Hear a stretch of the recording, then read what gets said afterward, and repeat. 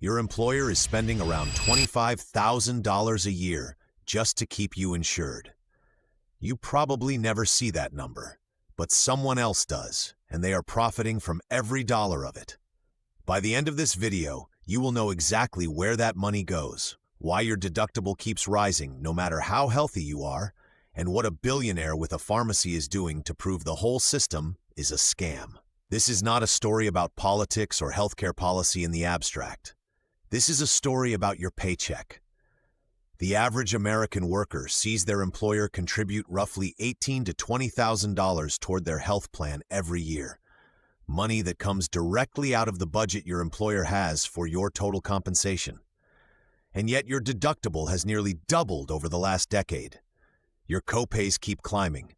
So where exactly is all that money going? Mark Cuban spent 2 years publicly answering that question. And the answer is uncomfortable, because it points directly at a structure almost nobody in power wants you to understand. Here is the backdrop. According to the Kaiser Family Foundation, one of the most cited health policy research groups in the country, the average annual employer-sponsored health insurance premium for a family in 2024 hit over $25,000. The employer pays roughly $18,000 of that. The employee pays around $6,000. And here is what makes that number alarming. It has grown more than twice as fast as wages over the last 20 years. Meanwhile, hospital systems have gone on a historic merger spree. In 2000, there were roughly 5,000 independent hospitals in the United States. Today, the majority are owned by large health systems, meaning a handful of massive corporations now control what your local hospital charges your insurer. Mark Cuban's argument, one he has been making loudly through op-eds, interviews, and his own company Cost Plus Drugs, is that this consolidation is not a side effect of a broken system. It is the system, and you are the one paying for it. Point 1. The money your employer spends on your health insurance does not mostly go to doctors or nurses. It goes to a layered system of middlemen, and most workers have no idea this layer even exists. Here's how it actually works. Your employer hires an insurance carrier. That is your Blue Cross, your Aetna, your United. But between that carrier and the hospital sits a company called a Pharmacy Benefit Manager, or PBM. PBMs negotiate drug prices on behalf of insurers. Sounds helpful. The problem is that PBMs also pocket a portion of the rebates they negotiate, meaning their financial incentive is often to keep list prices high, not low, so the rebate and their cut stays large. The 3 biggest PBMs in the country, Express Scripts, CVS Caremark, and Optum Rx, control roughly 80% of all prescription claims in the United States. All 3 are owned by or deeply integrated with massive insurance or hospital conglomerates. This is what Cuban means when he says the system is designed to extract, not to heal. The proof is in the price difference. A 30-day supply of a common generic drug at a traditional pharmacy under insurance can cost $30 to $60. Through Cuban's Cost Plus Drugs, which cuts out the PBM layer entirely, that same drug often costs $2 to $4. That gap, that $25 to $55 gap, is the middleman's margin. Multiply that across every prescription every employee in your company fills every month, and you begin to see where your employer's $25,000 actually goes. The personal implication here is direct. If your employer is using a standard PBM-linked plan, a meaningful portion of what they spend on your benefits is not buying you care. It is buying someone else's profit margin. Now here is a number that should stop you cold. The 3 largest PBMs processed over 7 billion prescription claims last year, and none of them are required by law to tell your employer exactly how much they kept. That opacity is not an accident. Point 2. Hospital consolidation is the direct mechanism behind your rising deductible, and the research on this is not ambiguous. When hospitals merge, prices go up. Not sometimes, consistently. A 2023 study published in the journal Health Affairs found that hospital mergers in the same geographic market raised prices by an average of 6 to 9% within 2 years of the merger. Another analysis from the American Economic Review found that hospitals facing no local competition charge prices up to 12% higher than hospitals in competitive markets. Here is what that means for you specifically. When your insurer negotiates with a hospital system that now owns every major facility within 50 miles, the insurer has almost no leverage. The hospital can demand higher reimbursement rates. The insurer agrees because they have to, and then passes those costs directly into next year's premium. Your employer absorbs some of that increase, but a significant share gets pushed onto you in the form of a higher deductible, higher copay, or a narrower network that excludes specialists you used to see. Since 2015, the average individual deductible for employer-sponsored insurance has risen from around $1,100 to over $1,700. That is a 55% increase in less than a decade. Your salary did not go up 55%. Your rent did not go up 55% in the same period in most markets. But your deductible did, because the hospital system your insurer negotiates with got bigger and your insurer ran out of alternatives. The personal implication: every time a hospital system in your region acquires another clinic, urgent care center, or competing hospital, the probability that your out-of-pocket costs rise next open enrollment goes up with it.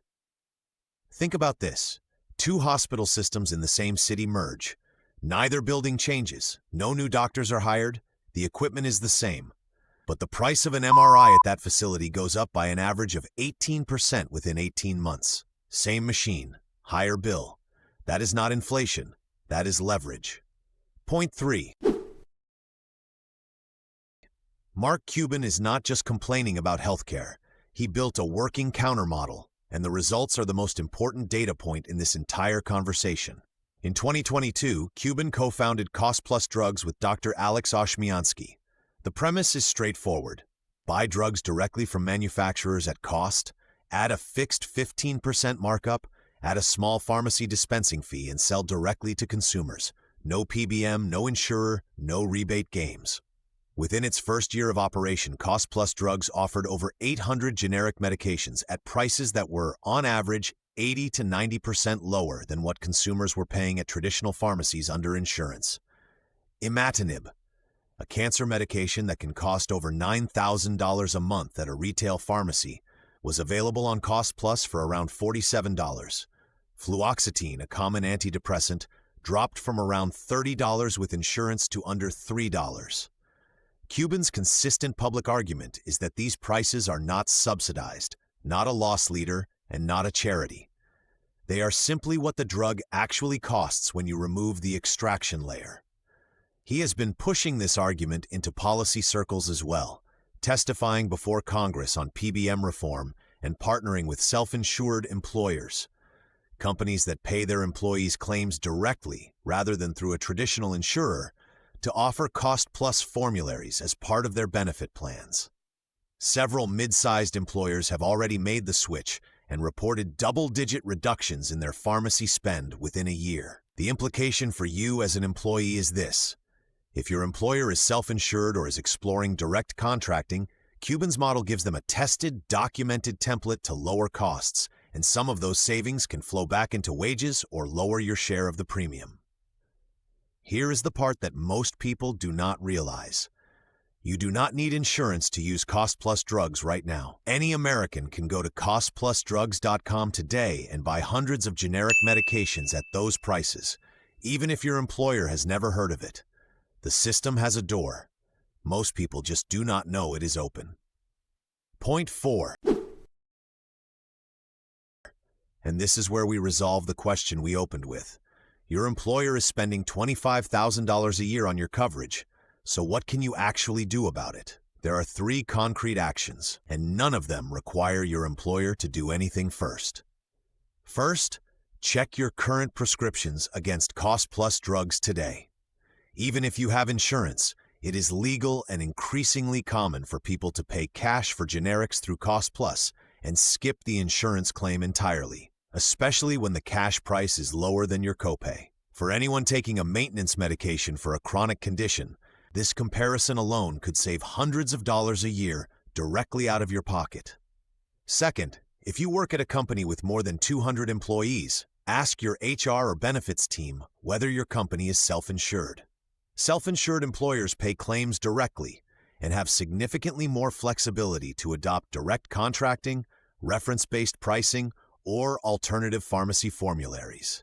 If your employer does not know what those terms mean, that is itself useful information, and sharing the Cost Plus Employer Partnership Program with your HR team is a legitimate, low-friction way to start the conversation.